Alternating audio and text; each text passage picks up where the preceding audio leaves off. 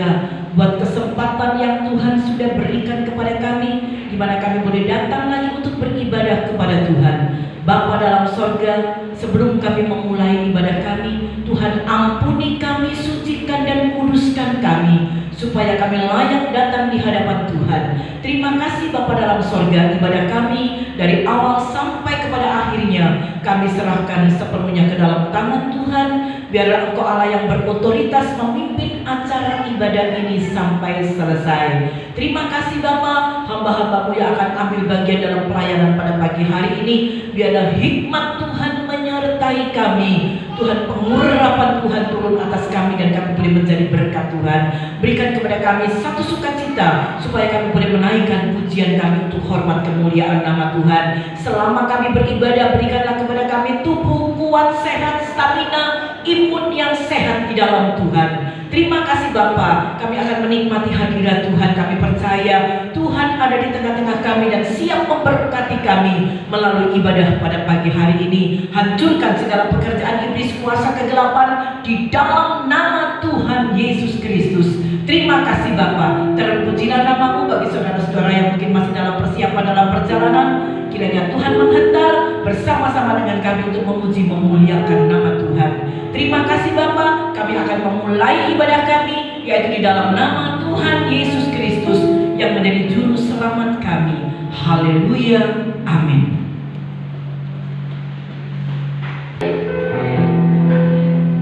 Pada pagi hari ini, mari sebelum kita memasuki ibadah pagi hari ini, kita persiapkan hati kita lagi. Kita undang Roh Kudus hadir di tempat ini dengan menaikkan sebuah pujian kemenangan terjadi.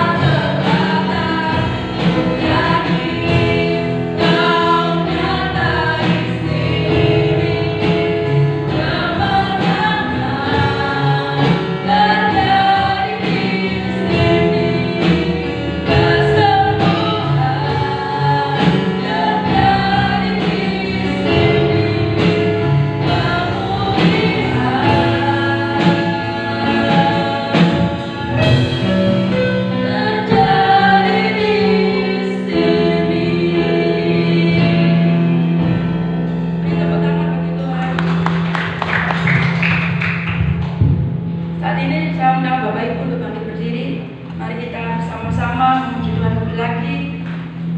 Kita menaikkan sebuah pujian jalan hidup orang benar.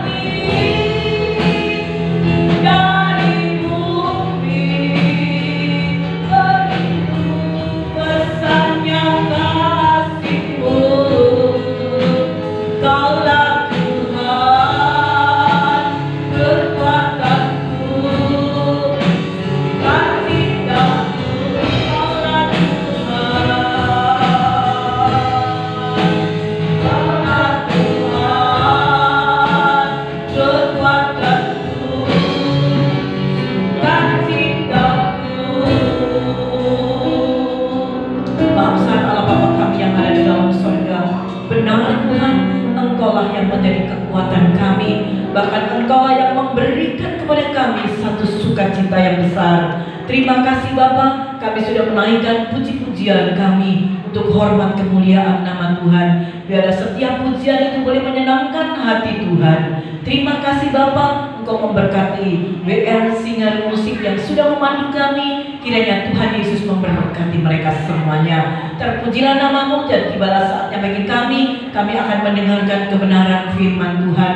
Marilah Bapa, Engkau akan menyatakan isi hati Tuhan kepada kami melalui hamba-Mu yang sudah Kau persiapkan ini Bapa. Sucikan dan kuduskan setiap kami, supaya kami boleh menerima kebenaran firman Tuhan, dan kami boleh mengaplikasikan firman Tuhan di dalam keseharian hidup kami. Terima kasih Bapa, terpujilah nama-Mu. Kami yakin dan percaya Tuhan ada di tengah-tengah kami dan siap memberkati kami melalui kebenaran firman Tuhan.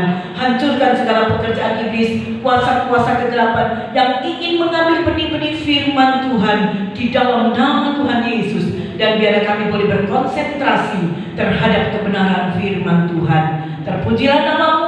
Inilah doa kami dalam nama Tuhan Yesus. Kami sudah berdoa dan mengucapkan syukur.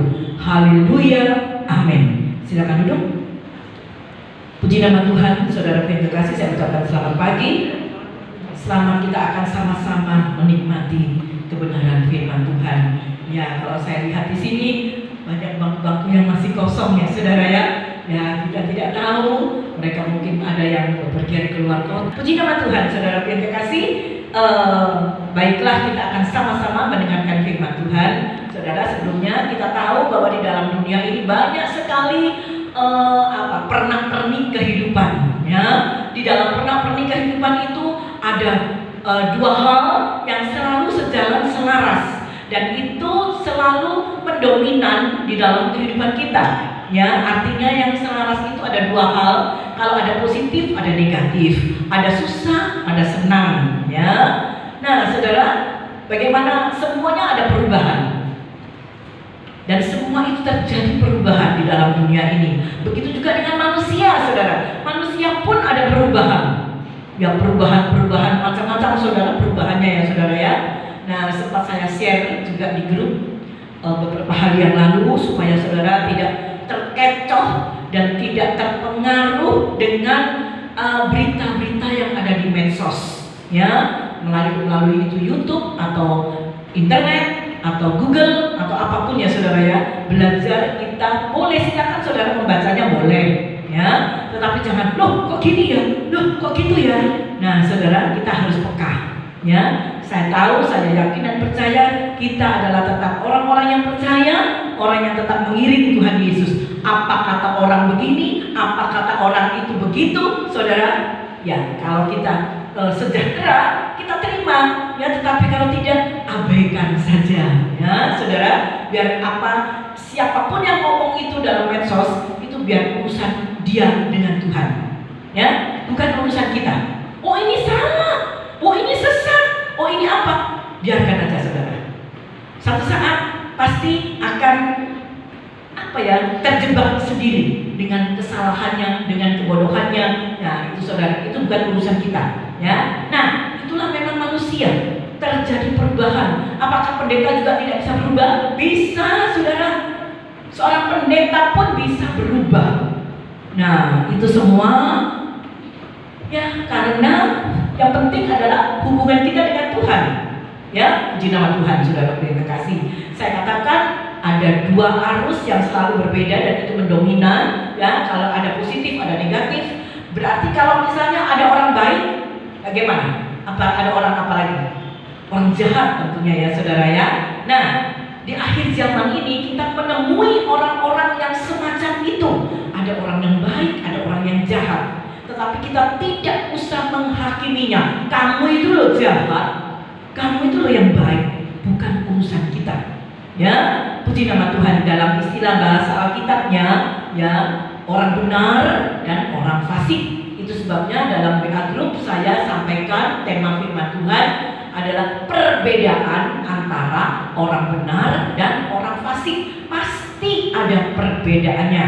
Nah, itu sebabnya mari kita akan sama-sama melihatnya, ya, tentang orang-orang ini yang ada di akhir zaman. Ya, sekarang ini di akhir zaman, dan tampillah orang-orang yang semacam ini. Mari kita akan melihat ada dua versi ya saudara, dalam perjanjian lama dan perjanjian baru. Saya akan tampilkan dua ayat ini. Yang pertama adalah dalam perjanjian lama. Kita buka dahulu Maleakhi 3 ayat yang ke-18. Maleakhi 3 ayat yang ke-18. Maleakhi itu paling akhir dari perjanjian lama. Paling akhir dari perjanjian lama.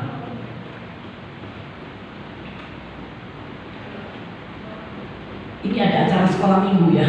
Sudah sedikit semua pada di belakang guru-guru sekolah minggunya yang Lesti tidak datang juga.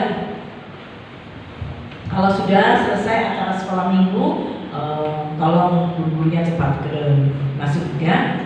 Saudara, Maleakhi 3 ayat yang ke-18. Saya akan membacanya, saudara dapat melihatnya di layar LCD. Demikian bunyi firman Tuhan. Maka kamu akan melihat kembali.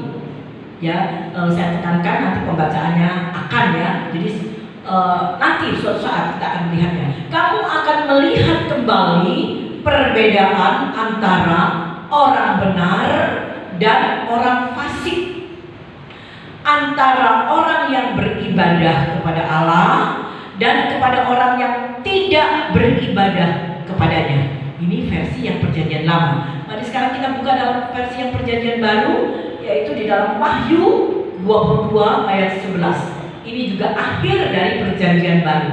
Kalau tadi ini Maleakhi akhir dari perjanjian lama, sekarang akhir dari perjanjian baru, yaitu Wahyu 22 ayat yang ke-11. Wahyu pasal 22 ayat yang ke-11. Demikian bunyi firman Tuhan. Barang siapa yang berbuat jahat, biarlah ia terus berbuat jahat. Barang siapa yang cemar, biarlah ia terus cemar. Dan barang siapa yang benar, biarlah ia terus berbuat kebenaran. Barang siapa yang kudus, biarlah ia terus menguduskan dirinya. Puji nama Tuhan. Dua ayat ini sangat identik sekali, mempunyai arti yang sama. Ya, kalau yang perjanjian lama tadi perbedaan antara orang fasik dengan orang jahat, orang yang beribadah kepadanya dengan orang yang tidak beribadah kepadanya, tentu ada perbedaan. Nah, dalam perjanjian baru juga dikatakan yang jahat dia akan terus berbuat jahat, yang cemar dia akan terus berbuat cemar, dan siapa yang berbuat kebenaran dia akan terus hidup di dalam kebenaran, dan yang kudus ia akan tetap menguduskan dirinya. Saudara yang terkasih di dalam Tuhan, ya, bagi orang yang hidup selalu di dalam kebenaran, artinya hidup selalu berpaut dengan firman Tuhan. Hidupnya selalu ditoto, diatur, dikendalikan oleh firman Tuhan. Orang yang demikian, orang yang selalu hidupnya dipantau, ya, diatur pokoknya oleh firman Tuhan, tidak hidup sembarangan artinya saudara ya, tidak hidup semau gue, tidak, tetapi hidupnya selalu diatur oleh firman Tuhan. Nah, kepada orang-orang yang selalu berpaut, yang selalu menurut akan firman Tuhan, sudah pasti dia akan selalu menguduskan dirinya. Jadi saudara yang kekasih, kalau kita mau hidup kudus, kita harus hidup sesuai dengan apa kata firman Tuhan. Bagaimana kita hidup kudus? Firman Tuhan katakan kita harus sempurna, sekalipun sekarang ini kita belum sempurna. Kita berjalan kepada kesempurnaan, sekarang belum sempurna saudara. Kita masih terdiri dari daging ini saudara. Masih banyak kelemahan, kekurangan kita, masih banyak kesalahan-kesalahan yang kita lakukan. Tetapi kita saudara, kita akan berjalan menuju kepada kesempurnaan itu. Dan yang lainnya lagi saudara, kita mau hidup kudus, Karena firman Tuhan katakan, hendaklah engkau kudus karena aku kudus adanya. Nah, untuk supaya kita benar, untuk supaya kita kudus, nah saudara, tentunya ada barometernya, ya, ada syaratnya, yaitu kita harus hidup sesuai dengan firman Tuhan. Mustahil kita tidak hidup sesuai dengan firman Tuhan. Artinya kita hidup sembrono, kita hidup semau gue, kemudian kita bisa menguduskan diri kita dan kita hidup di dalam kebenaran. Mustahil itu terjadi. Ya, tetapi bagi kita yang mau selalu berpaut dengan firman Tuhan, sudah pasti dan otomatis kita akan hidup di dalam kebenaran. Kalau kita hidup di dalam kebenaran, maka kita akan menguduskan diri kita. Ya, firman Tuhan di ayat yang lain, tanpa kekudusan kita tidak bisa melihat Allah. Kita tidak bisa masuk kerajaan Allah. Ya, saudara, mimpi sobat sekalian, boro-boro kita masuk di dalam kerajaan sorga. Melihat Allah saja kita tidak bisa rasanya tanpa hidup dalam kekudusan. Ya, saudara, puji nama Tuhan. Nah, itulah perbedaan dalam perjanjian lama, perbedaan antara orang benar dan orang fasik, antara orang yang beribadah dengan orang yang tidak beribadah. Ada perbedaannya. Saya tidak akan mengarah ini beda-bedanya, saudara. Terlalu luas sekali, ya. Tentunya kita sudah tahu apa sih bedanya orang yang nggak beribadah dengan orang yang beribadah. Tentu saja pasti dan ada perbedaannya, ya. Semuanya itu akan nyata, semakin nyata menjelang kedatangan Tuhan Yesus. Kapan itu menjelang kedatangan Tuhan Yesus? Menjelang kedatangan Tuhan Yesus adalah saat-saat ini. Sekarang ini terjadi sesuatu yang sangat luar biasa dalam dunia ini. Ya, semakin hari firman Tuhan katakan bahwa keadaan dunia semakin hari tidak akan semakin membaik, tetapi semakin memburuk, saudara. Kesukaran, kesulitan akan terjadi. Orang-orang telah kehilangan kasih dan segala-galanya. Itulah yang akan terjadi pada akhir zaman. Ya, jadi perbedaan-perbedaan itu akan semakin mencolok, akan semakin nyata, akan semakin terlihat perbedaannya antara orang yang beribadah dengan orang yang tidak beribadah, antara orang yang percaya kepada Tuhan dengan orang yang tidak percaya kepada Tuhan. Pasti ada bedanya. Nah, saudara, kalau ini dilukiskan dalam sebuah perumpamaan, firman Tuhan juga mengatakan itu, saudara. Jadi semua ada di dalam firman Tuhan. Ya, kita mungkin melihat perbedaan antara orang fasik dengan orang benar. Ya, apa sih perbedaannya? Aduh, kok rasanya beda-beda tipis ya? Beda-beda tipis. Orang yang beribadah dengan orang yang tidak beribadah, rasanya beda-beda tipis. Orang itu beribadah, tapi kelakuannya seperti ini ya. Orang itu tidak beribadah, tetapi kelakuannya seperti itu ya. Beda-beda tipis. Memang betul. Itu sebabnya kita jangan menghakimi, saudara. Itu adalah kedaulatan Tuhan.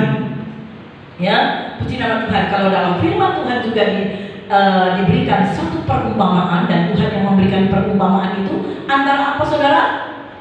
Lalang dan gandum. Lalang dan gandum, ya, itu sering sekali dikhotbahkan ya, saudara. Tumbuhnya sama-sama di tanah yang sama, lalang dan gandum.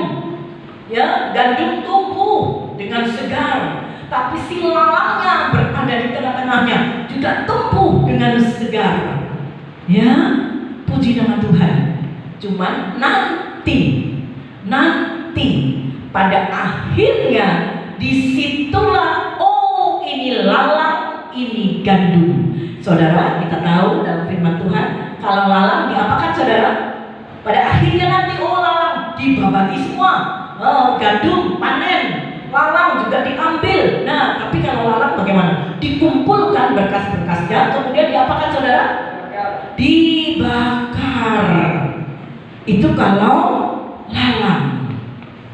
Ya, saya tidak tahu bagaimana ya bentuknya lalang dan bentuknya gandum. Sampai sekarang saya belum tahu bagaimana tumbuhnya. Kalau roti gandum saya pernah makan, ya. Tapi bentuk tanamannya mungkin ada saudara yang tahu ya. Bagaimana bentuk tumbuhan dari gandum dan bentuk tumbuhan dari lalang, ya. Katanya tipis sekali perbedaannya. Sama-sama tumbuh di satu tanah, ya, saudara.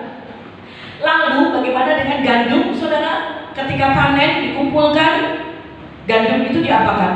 Dibawa ke gudang, ya, untuk persediaan makanan, ya. Beda kan? Beda loh dengan lalang. Nah, begitu juga lah nanti pada hari penghakiman. Kapan hari penghakiman itu? Kita nggak tahu. Kita nggak tahu kapan Tuhan Yesus datang. Yang penting adalah kita waspada, kita berjaga-jaga, ya. Itulah kedatangan Tuhan. Nah, pada saat nanti hari penghakiman itu tiba, terjadilah seperti lalang dan gandum. Loh, aku ini masuk yang mana ya? Apakah aku masuk lalang? Apakah aku masuk gandum? Saudara, itu nanti saya tidak bisa bilang, oh kamu si A, kamu lalang.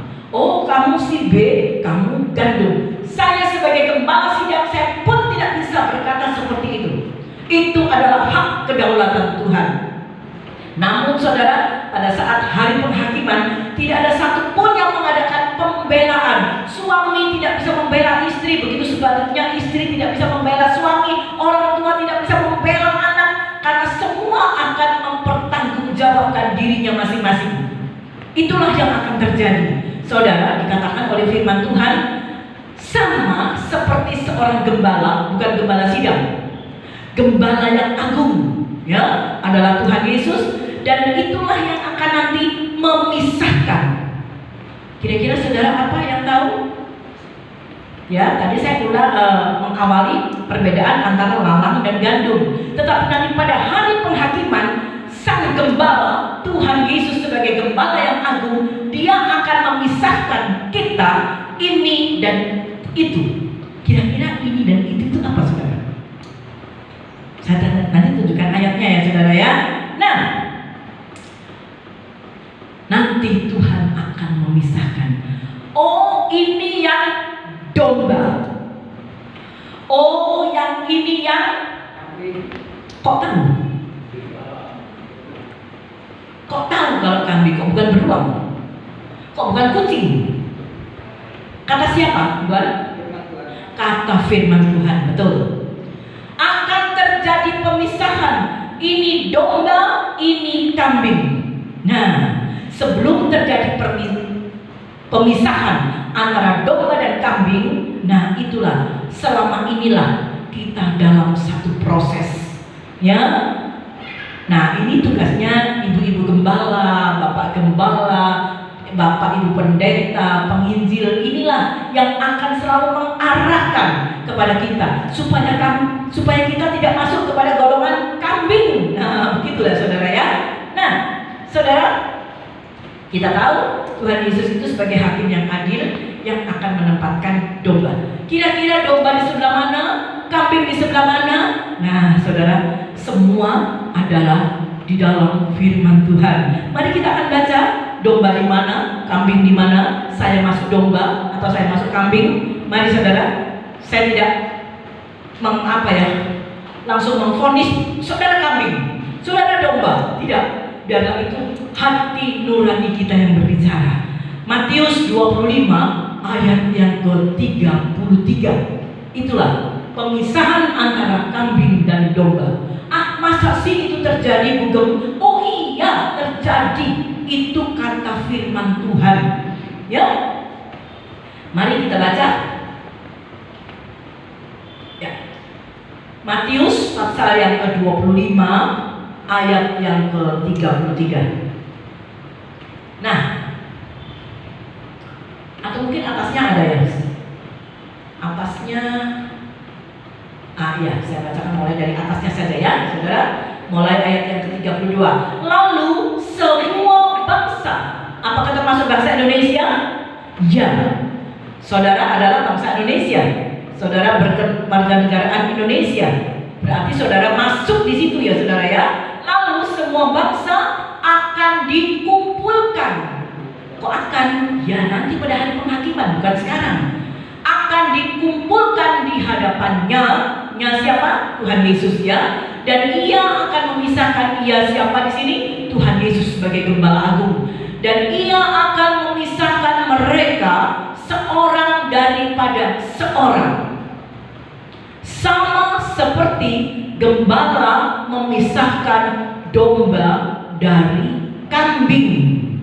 33, dan ia akan menempatkan domba-domba di sebelah kanannya dan kambing-kambing di sebelah kirinya. Loh, ada domba, ada kambing, saudara.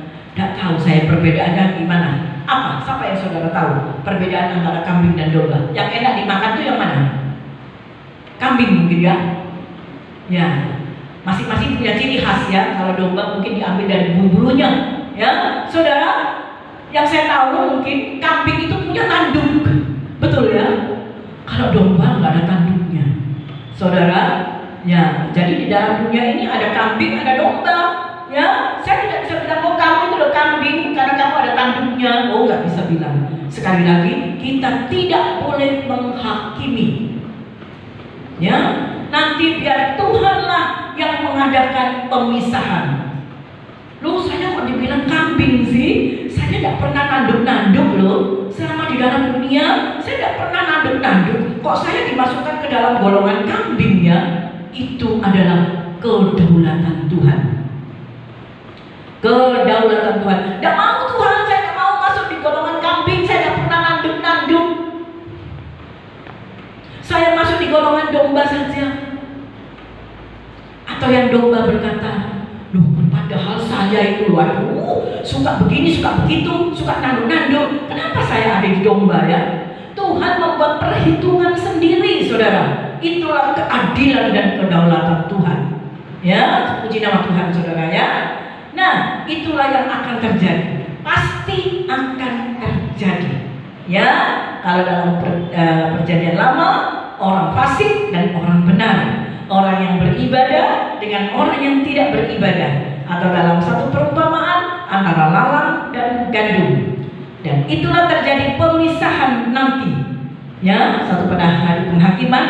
Ya, apakah saya masuk di lalang? Apakah saya masuk di gandum? Apakah saya masuk di orang benar? Apakah saya masuk di orang fasik? Apakah saya masuk di orang-orang yang beribadah? Apakah saya masuk di orang-orang yang tidak beribadah? Saudara, Tuhan yang menjadi hakim atas kita. Sekarang kita akan melihat apa letak dan di mana letak perbedaan antara orang fasik dan orang benar.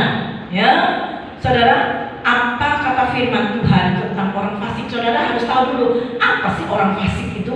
Saudara, orang fasik itu adalah orang yang menentang Allah, orang yang melakukan kejahatan. Itu orang fasik. Sekali lagi, orang fasik adalah orang yang suka menentang Allah. Ya, suka memprotes firman Tuhan, menentang perkataan firman Tuhan. Ya, saudara, dan sekarang kita melihat siapa orang yang benar. Kalau begitu, orang benar adalah orang-orang yang percaya kepada Tuhan Yesus Kristus, orang-orang yang sudah dibenarkan oleh iman percaya kita. Siapa orang benar? Orang benar itu adalah saudara dan saya. Kita adalah orang-orang yang menamakan dirinya percaya kepada Tuhan Yesus Kristus, dan kita sudah dibenarkan dengan iman percaya kita.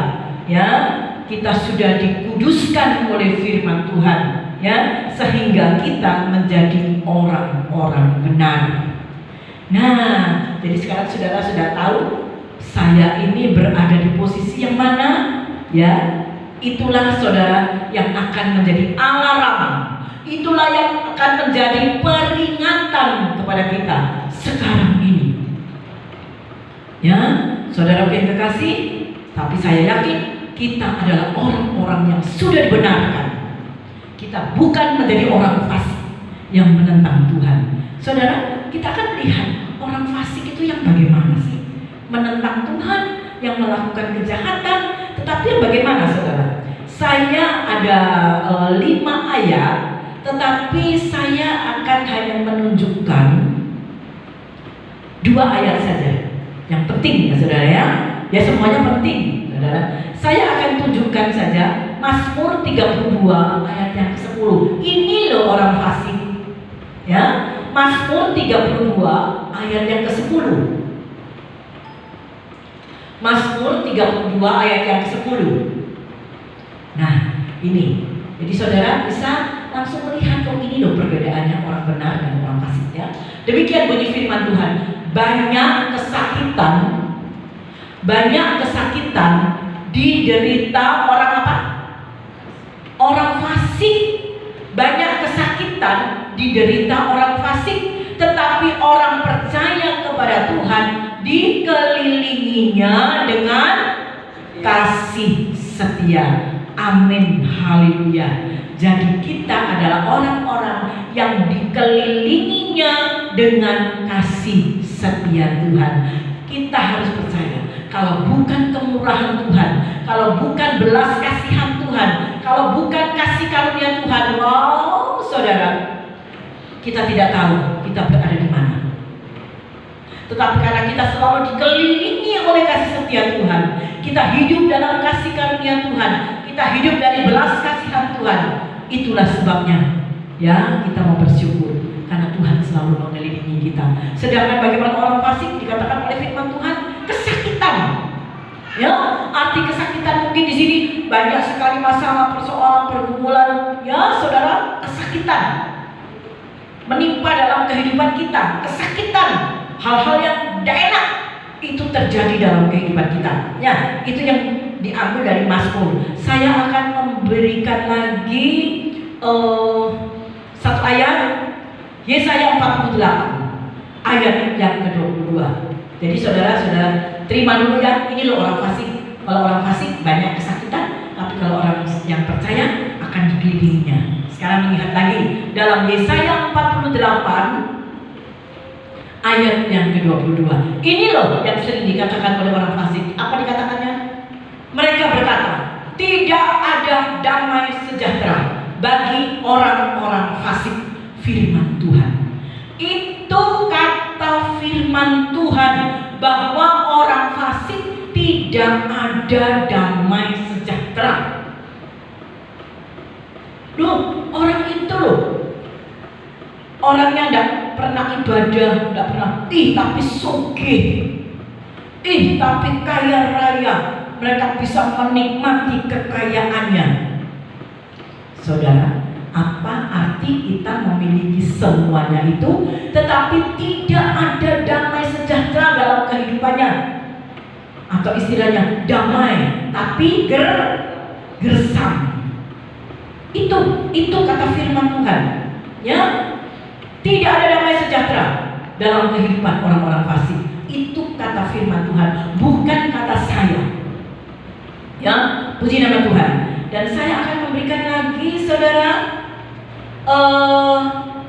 coba Mazmur atau Yeremia 12 ayat yang ke-13 ya, supaya kita semakin banyak mengetahui, oh ternyata orang fasik itu begini begitu ya. Aduh, mengerikan. Nah, mengerikan ya saudara. Nah, sekarang kita akan melihat di dalam Yeremia 12 ayat yang ke-13. Di situ dikatakan apa oleh firman Tuhan? Demikian.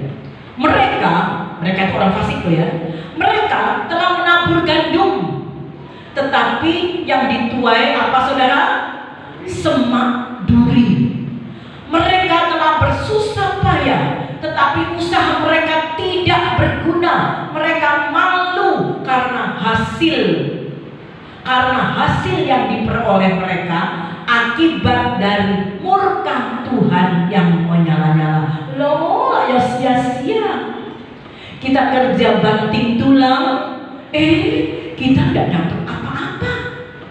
Saya menabur gandum, loh gandum kan yang baik. Loh, ternyata kok yang tumbuh adalah semak duri. Aduh, gimana saudara? Mereka berusaha dengan susah payah, tetapi mereka tidak akan mendapatkan hasilnya, tidak berguna. Ya, mengapa kok sampai seperti itu? Karena Tuhan murka atas orang fasik.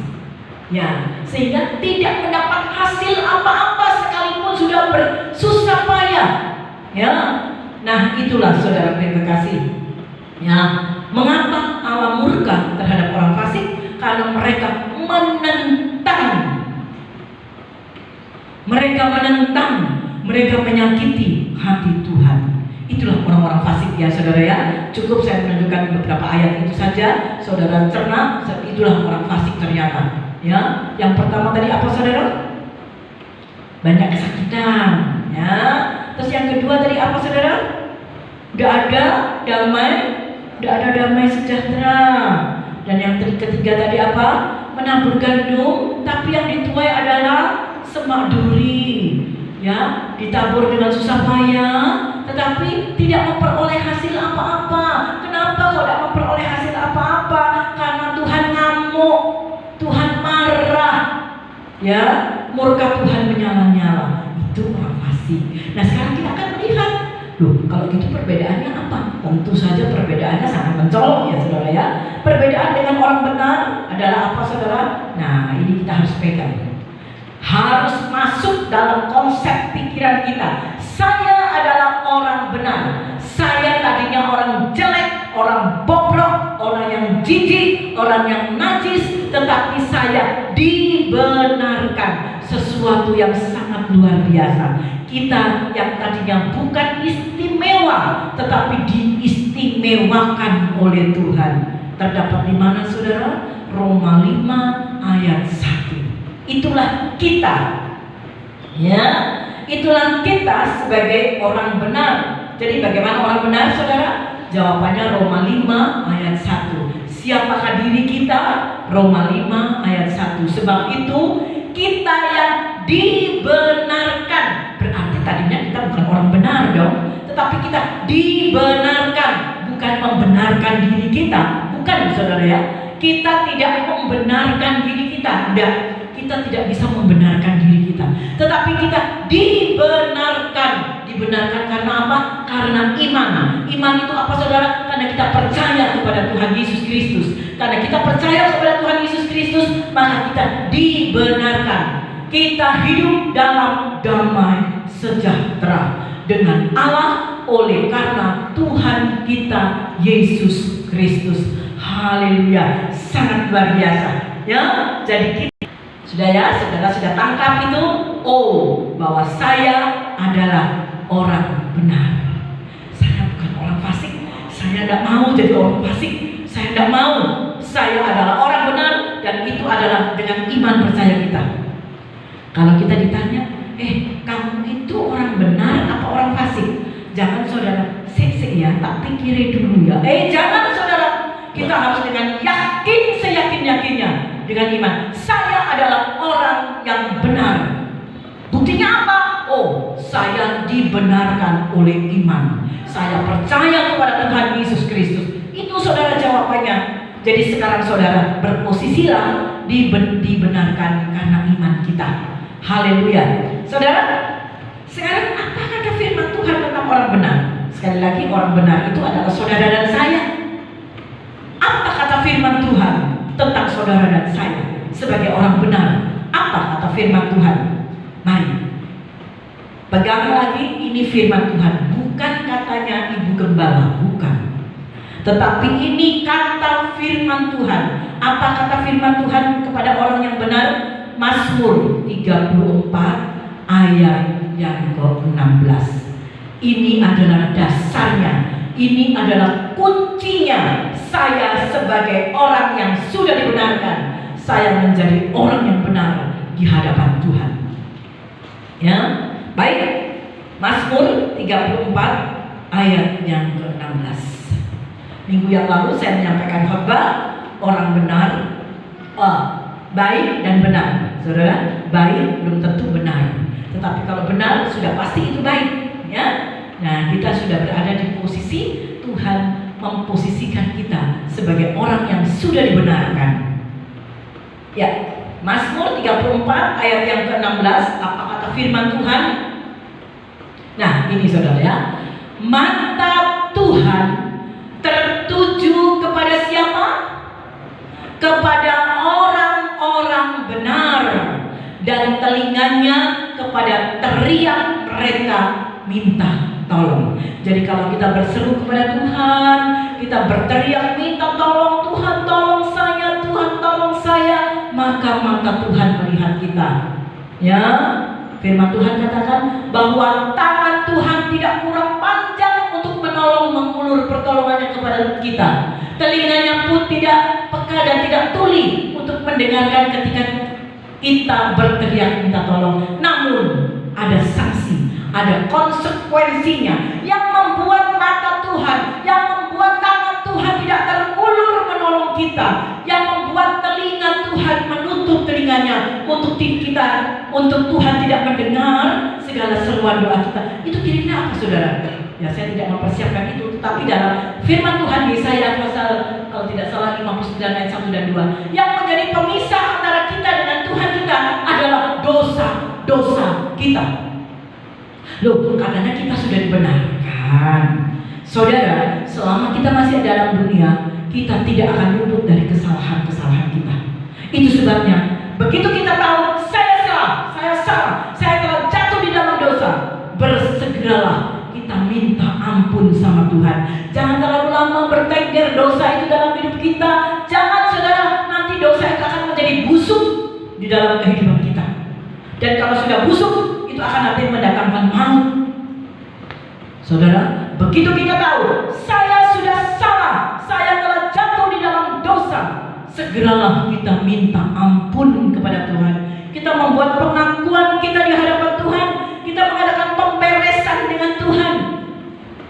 Kita harus mengaku dengan mulut kita atas kesalahan kita. Sering kali saya berkhotbah menyampaikan, kalau kita minta ampun sama Tuhan, kita harus membuat pengakuan. Bukannya Tuhan itu tidak tahu. Saya baru menempeleng istri saya mencaci maki suami saya telah mencuri ayam. Bukannya Tuhan tidak tahu, saudara. Tuhan tahu apa yang kita lakukan. Tetapi Tuhan minta supaya kita membuat satu pengakuan. Marilah kita mengaku di hadapan Tuhan, maka Allah yang setia dan adil akan mengampuni segala dosa-dosa kita. Dan Tuhan tidak akan lagi mengingat-ingat lagi dosa-dosa kita. Tapi akuilah, Tuhan, saya telah bla bla bla, saya telah bla bla bla. Katakan itu semua kepada Tuhan. Mungkin suami tidak tahu, mungkin istri tidak tahu, mungkin anak-anak tidak tahu, tetapi marilah kita berurusan dengan Tuhan. Adakanlah pemberesan dengan Tuhan. Saudara, sekali lagi, Tuhan Allah yang setia dan adil akan mengampuni segala dosa-dosa kita. Ya, puji nama Tuhan. Ya, saya tidak panjang lebar dalam hal ayat itu, saudara ya. Nah, tetapi saudara, kita berbahagia karena mata Tuhan selalu tertuju kepada kita, orang-orang yang benar. Mungkin saudara berkata seperti ini, loh, kalau mata Tuhan tertuju kepada orang benar, loh kenapa Tuhan hidup saya kok begini? Kenapa Tuhan saya harus menghadapi masalah ini dan itu, pergumulan ini dan itu? Kenapa Tuhan? Kalau Tuhan, mata Tuhan tertuju kepada orang-orang yang benar, kenapa? Saudara, mari kita mau koreksi juga akan kehidupan kita. Tuhan melakukan bagiannya, mata Tuhan tertuju kepada orang benar. Tapi kita juga pun harus melakukan bagian kita kepada Tuhan. Apa bagian kita? Kalau mata Tuhan sudah tertuju kepada kita, bagaimanakah mata kita? Apa mata kita harus pelerak sini, pelerak situ? Kita melihat hal-hal yang buruk. Saudara, bagaimana dengan mata kita? Meresponi. Hah? Meresponi. Gimana caranya mata kita meresponi? Hah? Hah? Ya, ada satu pujian, mataku, matanya siapa? Saudara dan saya, tertuju padamu. Mu siapa? Mu besar. Bukan mata istri memandang suami, mata suami boleh.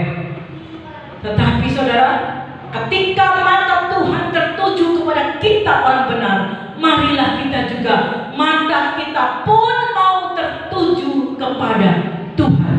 Itulah bagian kita. Jangan egois, saudara. Ayo Tuhan, lihatlah aku Tuhan. Tuhan, lihatlah aku Tuhan. Mana matanya Tuhan? Lihatlah aku ini loh Tuhan. Aku dalam keadaan masalah. Lihatlah aku. Tapi kita mau melihat matanya Tuhan. Aku tak digeluk oleh Tuhan.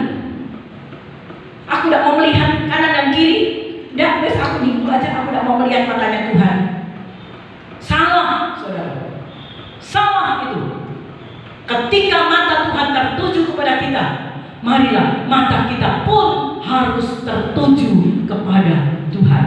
Ya, puji nama Tuhan. Ya, saudaraku yang kekasih, orang benar tidak akan tidak akan goyah. Ya, itulah orang benar.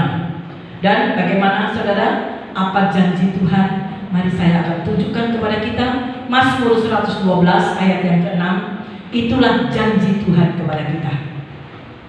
Bagaimana Tuhan terhadap kita sebagai orang-orang yang benar, orang-orang yang dibenarkan.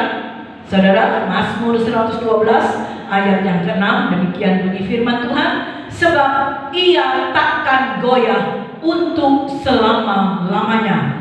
Kemudian orang benar itu akan apa, saudara?